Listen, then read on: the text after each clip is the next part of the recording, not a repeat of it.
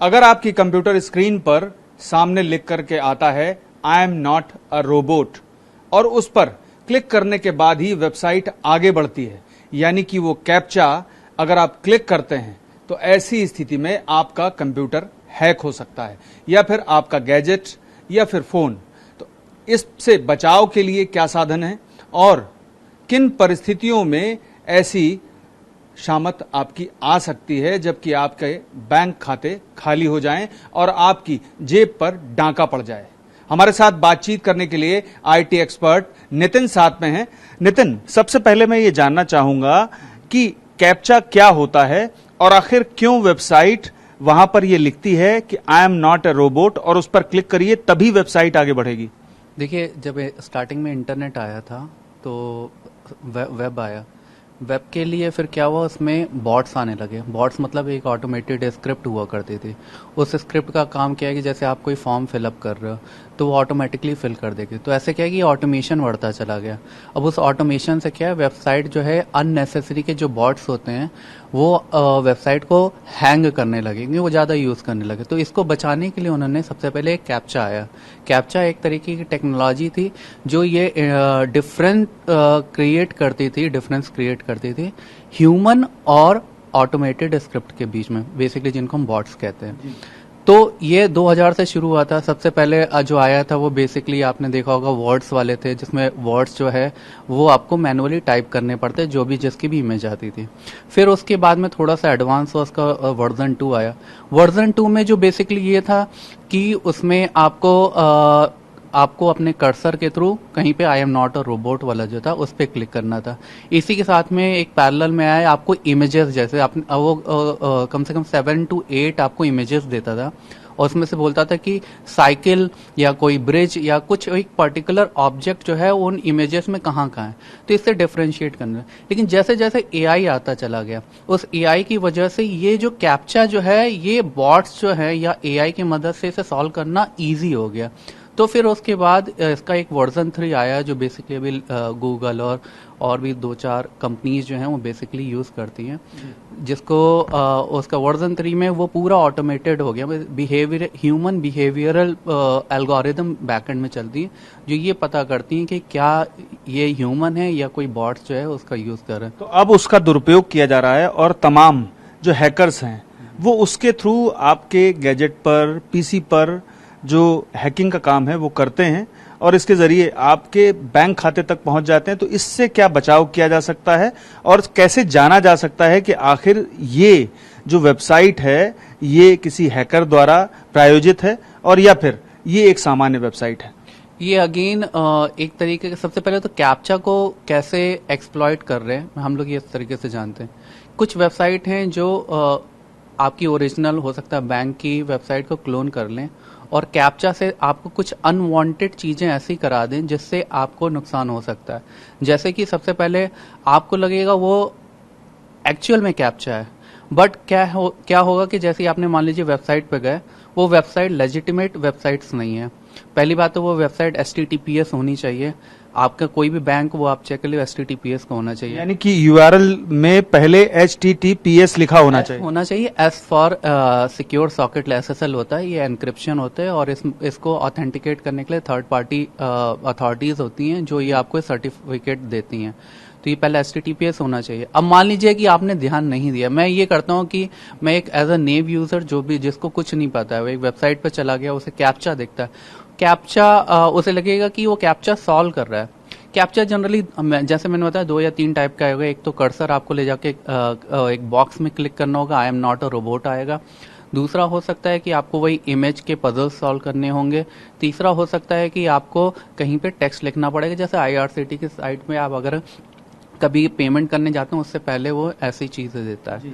तो इसके अलावा कोई भी अगर ये आपका पैटर्न फॉलो नहीं करता है तो इसका मतलब ये होगा ये कैप्चा नहीं है। जैसे कैप्चा आपका पॉपअप में आ रहा है, कोई भी चीज अगर पॉपअप में खुलती है वो हार्मफुल हो सकती है। उसके पीछे या तो कोई बेस 64 का आपका एक तरीके के मेथड होता है जो एक कंटेंट होता है जो आपको समझ में नहीं आएगा, लेकिन वो उसके बैकएंड में वो कुछ वायरस हो सकते हैं या कोई स्क्रिप्ट हो सकता है, वो एनक्रिप्टेड स्क्रिप्ट होगा जो आपका बैकग्राउंड में रन कर सकते हो। तो सबसे पहला हो सकता है कैप्चा आपको पॉपअप में दिखे, तो अगर पॉपअप आता है तो आप सतर्क हो जाइए कि ये गड़बड़ है, क्योंकि वो एम्बेड होना चाहिए, वो आपके जिस वेबसाइट पे खोलने उसी पे दिखना चाहिए। पॉपअप में कभी भी कैप्चा नहीं आता। दूसरा जो होता है वो आपका मान लीजिए कोई आपको एक्शन करने के लिए कह रहा है, जैसे कि वो बोलेगा कि फॉलो दिस स्टेप्स। अगर कुछ उस स्टेप में कुछ अदर देन वेबसाइट के अलावा कहीं और जा करके कोई और विंडो खोल करके कोई और एक्शन करने के लिए जैसे कह रहा है, आपको कहेगा कि मान लीजिए कि उसने बोला कि ये जहाँ कुछ सीएमडी होते हैं, कमांड की जगह रहती है, वहां पे जा करके आपने कमांड लिखा, तो उसमें क्या होता है कुछ पावर शेल्स की कमांड होते हैं, वो हो सकता है कि वो आपसे चलवा दे, जिसकी वजह से क्या होगा आपने उसको एक बैकडोर दे दिया है कुछ हार्मफुल सॉफ्टवेयर या मालवेयर इंस्टॉल करने के। तो ये एक हो सकता है। दूसरा है कि आपको वो कहीं और किसी और लिंक पे लेके जाए, आपने क्लिक किया और कुछ आपने अलाउ कर दिया जिसको वो डाउनलोड हो जाएगा। तो इस तरीके से क्या होगा आपके सिस्टम पे मालवेयर आ सकता। कोई भी अगर अदर देन जो 3 हमने बताए हैं तरीके, उसके अलावा कुछ भी अगर आता है तो वो आप एक मलिशियस सॉफ्टवेयर आपके सिस्टम में वो इंस्टॉल कर सकता है। उसके पीछे का इंटेंशन ये हो सकता है। तो गैजेट्स जैसे हैं, जैसे फोन हो गया, टैब हो गया, तो इन सब में किस तरह से बचाव किया जा सकता है? क्या अपडेट रखना फोन का सॉफ्टवेयर ये जरूरी है, और इसके अलावा क्या हो सकता है? देखिए, फोन का सॉफ्टवेयर अपडेट होना is the secondary here, because यहाँ पे आप एक्शन ले रहे हो। यहाँ पे ये नहीं है कि सॉफ्टवेयर आपको बचा रहा है, ये तो आपने कुछ ऐसा एक्शन ले लिया जिसकी वजह से आपने अपना कंसेंट दिया उस सॉफ्टवेयर में आपके सिस्टम में इंस्टॉल करने का।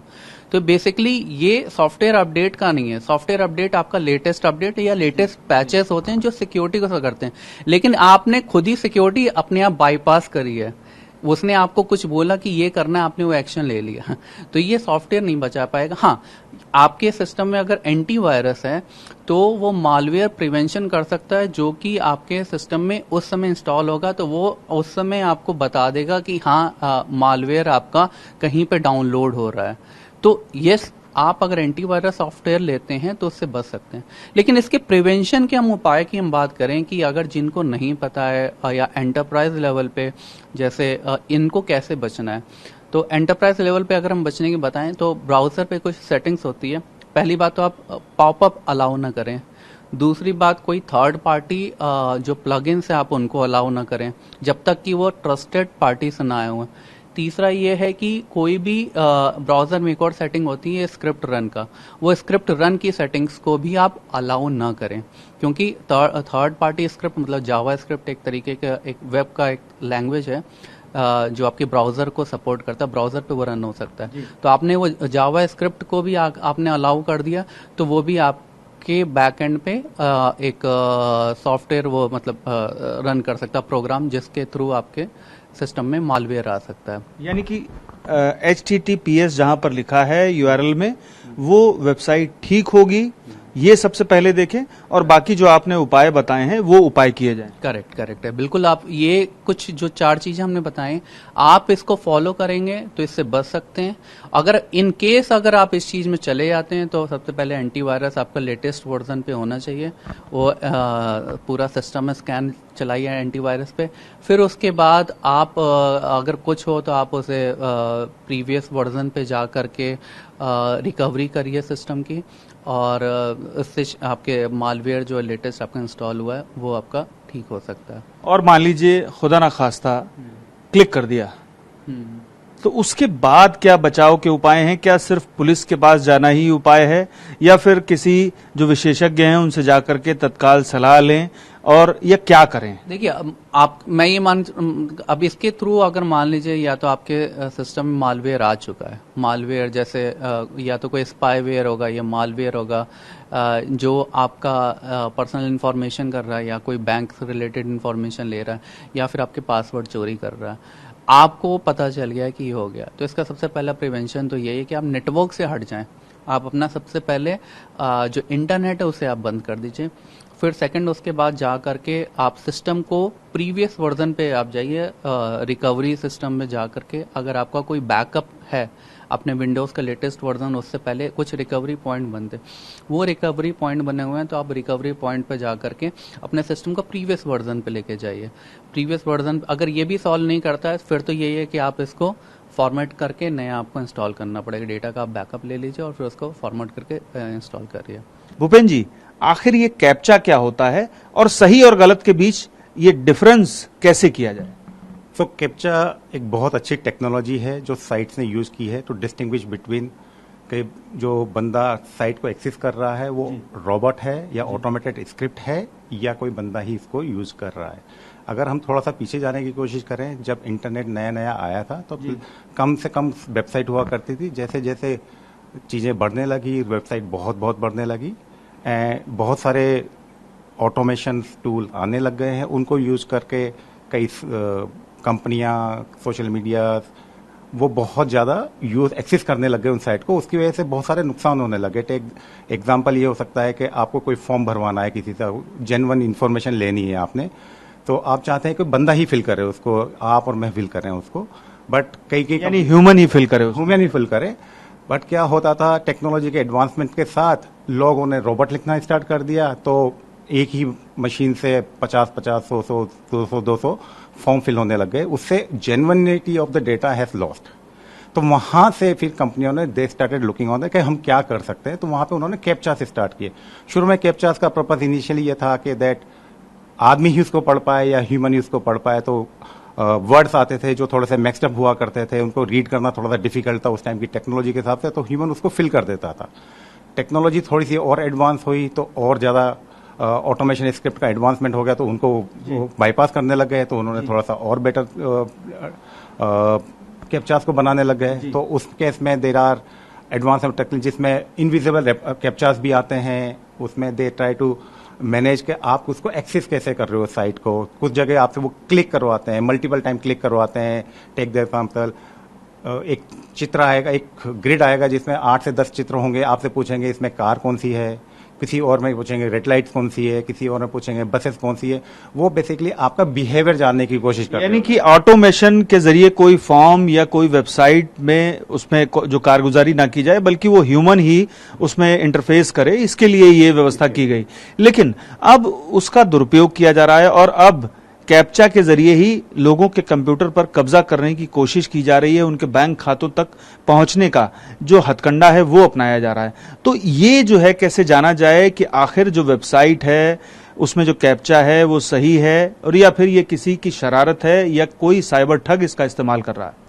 तो कैप्चा इतना ज्यादा पॉपुलर हो चुका है कि लोगों को लगता है कि जब भी कैप्चा आ रहा है ये जेन्युइन है जी, और इसका मिसयूज स्कैमर्स करने लग गए हैं। तो उसको अवॉइड करने के लिए बहुत सारी चीजों को करना पड़ता है। What you have to, first of all आपको देखना पड़ेगा कि जो साइट में एक्सेस कर रहा हूँ इंटेंटेड फॉर दैट। आपकी बैंक की साइट का आप यूआरएल केयरफुली चेक करें। अगर आप आईसीआईसीआई बैंक पे है तो केयरफुली चेक करें कि आईसीआईसीआई बैंक करेक्ट से लिखा हुआ है, कोई वर्ड मिसमैच तो नहीं हो रहा है। सेकंड बात आप ये कर सकते थे, HTTPS हमेशा हमेशा कोई भी साइट आप एक्सेस कर रहे हो इंश्योर करें कि वो HTTPS पे ही चल रही है। There is a big no if site is not running on the HTTPS। ठीक है। थर्ड बात यह है कि आपका जो कैप्चा है वो एम्बेडेड पेज में होना चाहिए। एम्बेडेड पेज का मतलब है अगर आप ऊपर फॉर्म भर रहे हैं तो उसी में एक सेक्शन होगा जहां पे होगा कैप्चा होगा। अगर आपको लग रहा है ये तीनों चारों चीजें नहीं हो रही हैं तो it's a big no, you have to be very careful कि मैं उस फॉर्म को फिल करूं या नहीं करूं। तो that's the one way.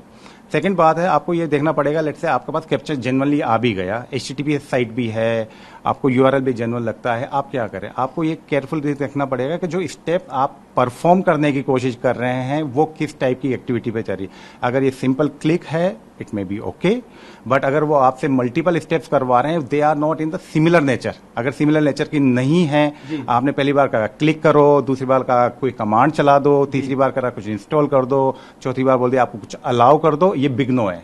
Because आप इस तरीके से अपने सिक्योरिटी फायरवॉल को अलाउ कर रहे हैं सो दैट वो अपना इंस्टॉल करके करते हैं। एक बार अगर आपने अलाउ कर दिया, script can be downloaded on your desktop devices, और एक बार अगर डिवाइसेस पे डाउनलोड होगी आपका पूरा का पूरा सिस्टम कंप्रोमाइज्ड है एंड आपको बहुत ज़्यादा हानि हो जाएगी। आपके जितने भी सेंसिटिव इन्फॉर्मेशन है वो लॉस्ट हो जाएगी, आपके पासवर्ड लॉस्ट हो जाएंगे। देयर इज अ पॉसिबिलिटी कि जो भी आप कर रहे हैं उस पर वो कहीं और भी जाके राउट होने लग जाए। तो this is a big know on that side. तो केयरफुल रहना पड़ेगा कि मैं साइट को कैसे एक्सेस कर रहा हूँ। प्रिवेंशन इज अ प्रिकॉशन यहाँ पे, आप प्रिवेंशन जितना कर पाओगे उतना बेटर है।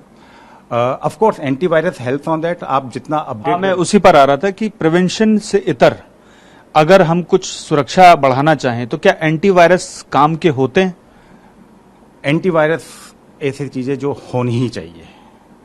आप एंटीवायरस को भी आजकल तो स्कैमर अलाउ भेज देते हैं, वो इसलिए कर देते हैं because not everything is anti malware, right. आपने अगर जानबूझ के कमांड आपसे चलवा दी है किसी ने तो उसको एंटीवायरस को पता नहीं चलेगा कि ये मेलवेयर है या आप ही कर रहे हो, राइट।